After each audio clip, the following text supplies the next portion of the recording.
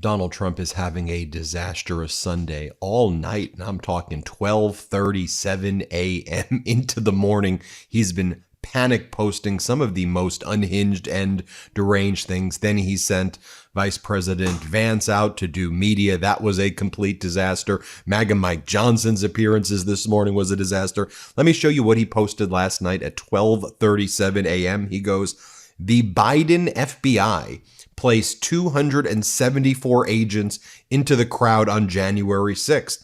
If this is so, which it is, a lot of very good people will be owed big apologies. What a scam. Do something, President DJT." Now on January 6, 2021, who was the president? Donald Trump was. Who was running the FBI? Donald Trump was. So this is what he's posting at 12:37 a.m., blaming former President Biden for some deranged conspiracy that the FBI was actually the perpetrators of the January 6th insurrection. It should be noted that after the insurrection took place, it is true that FBI agents showed up because crimes were committed and the FBI had to investigate the crimes and stop some of the remaining criminal activity taking place in the absence of Donald Trump calling the National Guard or actually taking action because Trump was behind the insurrection.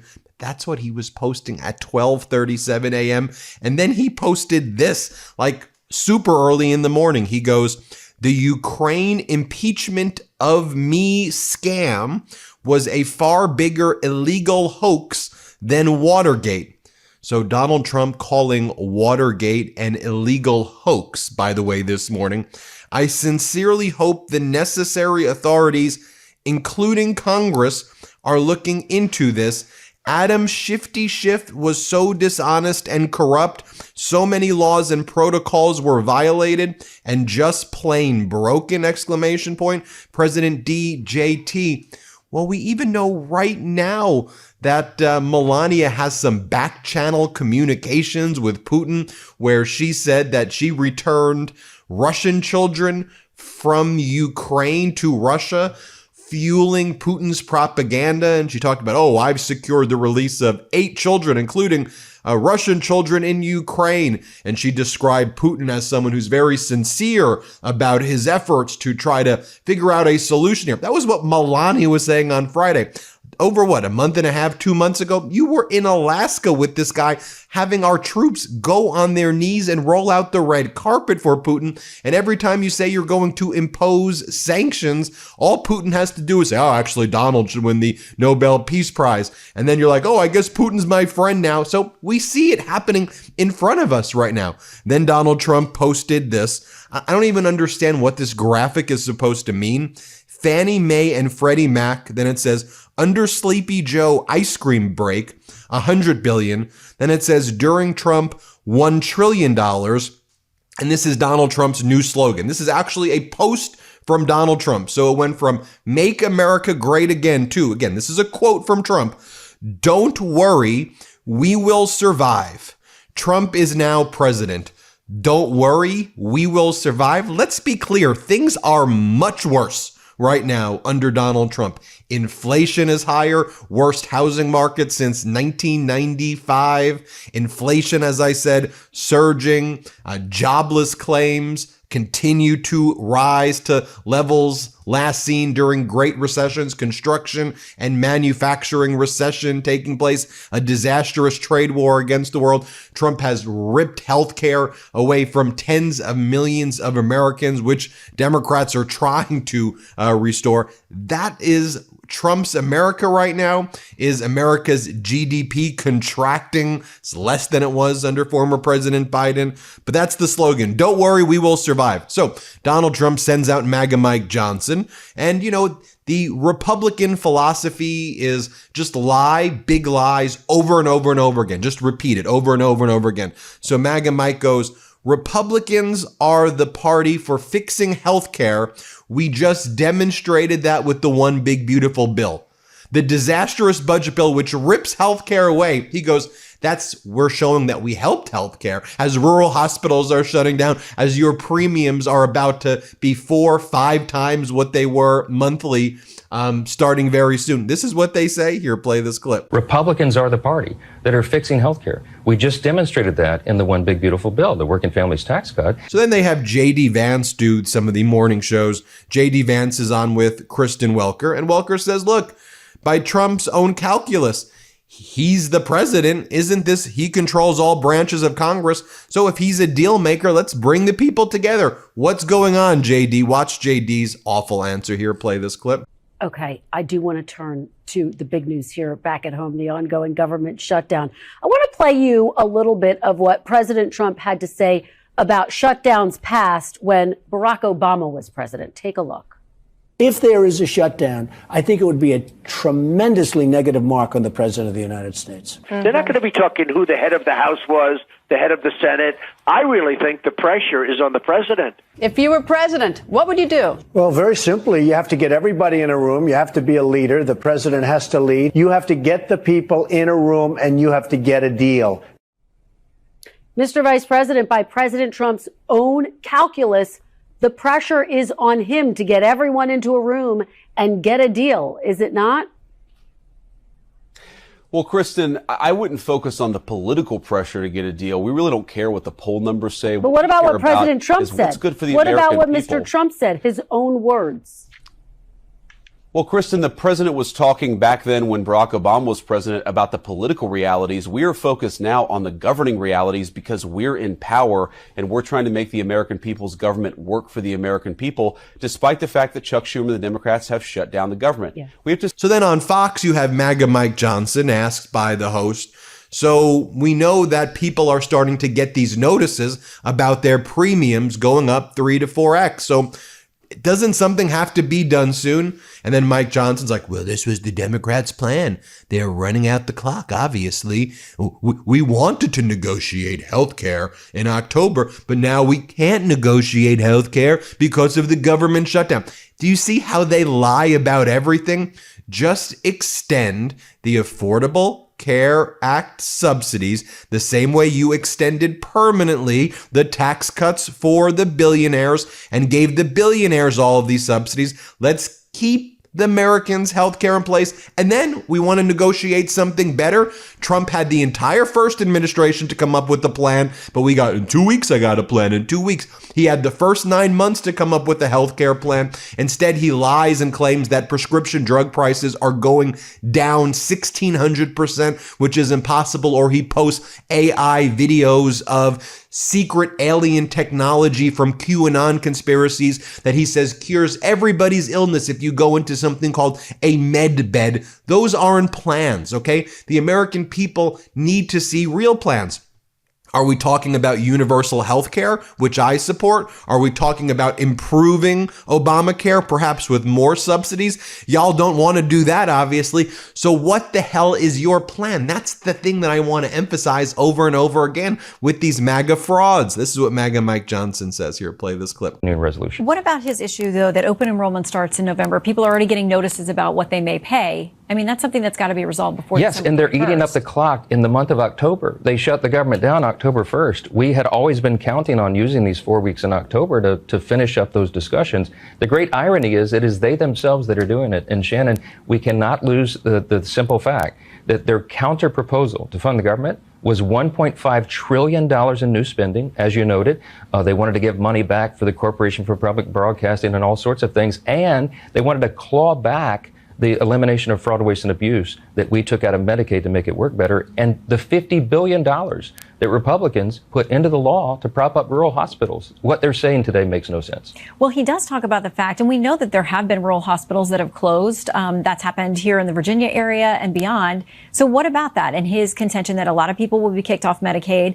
And yes, people talk about waste, fraud, and abuse, but there's real concern by some analyses that there will be other people that may qualify in some way that are going to risk, losing kind of healthcare coverage that the leader is talking about there. So much to be said there. The rural hospitals that are in trouble right now are not because of Republican policies. This is the legacy of what has happened under Obamacare. And you just heard the leader of the Democrats in the House acknowledge that Obamacare is unaffordable. When they passed it into law in 2010, they promised us it was going to make health care more affordable. They put it in the name of the law. It did exactly the opposite. And again, with all of the lies taking place, it's why it's so important that we have a healthy information environment. And one of the things that we see over and over again is that the right-wing media just doesn't show their own viewers what the hell is really going on. Like, take a look at this story. I got this one from Ground News. It says, Carney, Prime Minister Carney of Canada, condemns Russia's attacks on Ukraine's energy during a call with Zelensky. Now, in terms of right-wing media, only 8% of all of the coverage on this story came from right-wing media, whereas left-wing media and center media accounted for 92%. So in other words, right-wing media is preventing their own listeners and viewers from just getting the facts about what's happening in the world. It's why I stay up to date on all the news through my number one news source. It's Ground News. It's a subscriber-funded app and news site, and every day they pull in thousands of articles from around the world and organize them by story, and then show you what the right's reporting, what the center's reporting, and what the left's reporting. It's a game changer because as active, responsible citizens and as journalists, we must get our news from reliable sources, especially right now. That's why I love Ground News. For every article, they also tell you, was it a media conglomerate or was it independent media? That's pretty cool, and I found that independent media is more reliable. The plan that I use for Ground News, if you're interested, is called the Vantage subscription, and we're going to give you that Vantage subscription plan for 40% off if you want to use the same news sources that I use. So join us by going to ground.news/MTN. Get 40% off the Ground News Vantage plan that I use every morning. They have a feature called the blind spot feature, which does what I just showed you, which says what's the right-wing media reporting, left-wing media reporting, center media reporting. So that's what I use. They're subscriber funded. By subscribing, you're not only getting a tool we all need today, you're also supporting the work that we do here on this YouTube channel. So go to ground.news/MTN, and we've pinned the link to purchase your subscription below, ground.news/MTN. Now back to the news, a lot of which I'm researching and getting from Ground News as well. J.D. Vance asked a very simple question on Face the Nation. So Donald Trump says that he's a deal maker. Doesn't seem like he's acting like one here. Let's play this clip. Well, as Chuck Schumer said, it's not all lawmakers. It's the Senate leadership that really is driving this shutdown. The House has already passed a bill to reopen the government. It's the Senate. And again, it's a far left sort of contingent of Senate Democrats. But the president says he's a deal maker. Keeping the government Why doesn't shut he force a deal here? Why doesn't he tell Republicans, like the Speaker, get your lawmakers back here, come into my office, let's hammer this thing out? Margaret, it's a totally fair question, and the answer is because this isn't a deal making, this isn't a negotiation, this is hostage taking. The Chuck Schumer has not said to us, this is what we need. He said that unless you give us what we need, we're going to shut down the government. That is a totally different thing. If Chuck Schumer wants to come into the Oval Office or come to my house, he is welcome to talk about how to fix healthcare policy for Americans. Of course, we want to lower. And then MAGA Mike Johnson strikes a very patronizing tone, as Aaron Rupert puts it, about Marjorie Taylor Greene, saying that Republicans are not doing anything about people's health care. Here, play this clip. So let's get back to those subsidies for Obamacare. He mentioned Congresswoman Marjorie Taylor Greene, a Republican. There are other Republicans who are raising alarm. Here's what she said in part on X. I'm absolutely disgusted that health insurance premiums will double if the tax credits expire this year. Not a single Republican in leadership talked to us about this or has given us a plan to help Americans deal with their health insurance premiums. She says, again, doubling. So what is the guidance from you, the leader of this party? Yeah, I had a thoughtful conversation with my friend Marjorie Taylor Greene on the phone the other night, a couple nights ago, to inform her that there are many Republicans in Congress that have been working around the clock on this. They're on the committees of jurisdiction that deal with this. Marjorie doesn't serve on those committees, so I offered to have her come into the room and be a part of that discussion if indeed she wants to do that. There has been a lot of work done on this. We have hundreds of ideas literally on the table to fix healthcare, to make it more affordable for the American people, to make access more available, and to increase the quality of care. There's a lot that can be done, but you have to build consensus in a large, deliberative public body like this. And again, what they're saying right now, the reason they're talking about healthcare is because they're trying to create a distraction. We have voted 8 times to pay the troops, pay TSA agents, Border Patrol agents, everybody serving in the federal government, and to make sure these services are provided for veterans and the elderly disabled who need them so much. 8 times now. Democrats in Congress have voted to close the government. We're on day 10. It's real pain for real people, and they seem not to care. And then J.D. Vance is asked, CBS is confirming on Saturday that Trump is rescinding some of the layoffs that just took place. He just fired about 5,000 more people, including people who respond to Ebola, federal measles response. Can you explain this? Watch MAGA Mike's response. Let's play it. And specifically, when it comes to what's happening within the health sector, CBS did confirm on Saturday that the Trump administration went and rescinded some of the layoffs of hundreds of CDC scientists who were mistakenly laid off on Friday and then told Saturday that's not the case. But some of them were involved with the federal measles response. Some of them were involved with the response on Ebola. How does a mistake like this happen? Did the White House even talk to the CDC? Well, so two responses to that, Margaret. First of all, I want to assure the American people that the frontline healthcare workers, the people who monitor measles, Ebola, and other infectious diseases, those people are still on the job, and we're trying very hard to figure out how to ensure those people get a paycheck, of course, because we want them to be happy and healthy. We want them to be able to do their jobs well. But the second point, Margaret, is the government shutdown inevitably leads to some chaos. We are figuring out how to take money from some areas and give it to other areas. That chaos is because Schumer and the far left Democrats shut down the government. We have to remember, Margaret, that the vast majority of Republicans, and to their great credit, a number of moderate Democrats have consistently voted to reopen the government. But if Chuck Schumer and the far left Senate Democrats are going to shut down the government, that is going to lead to some chaos. So you ask, how does this mistake happen? It happened because Chuck Schumer shut down the government, and we're trying to make sure that essential services still function in the face of that shutdown. But that was a White House decision to lay off these individuals. You heard the president talking about that. That wasn't Chuck Schumer's decision. I understand your broader point on the negotiations, but the layoffs came from the president and the White House. But my point is, Margaret, that we have to do layoffs because we have to preserve necessary resources to do the most critical things that the government does. And in that phase, you're going to have some chaos. You're going to lay off people, frankly, Margaret, that the White House doesn't want to lay off. We would like to reopen the government and ensure these essential services stay on.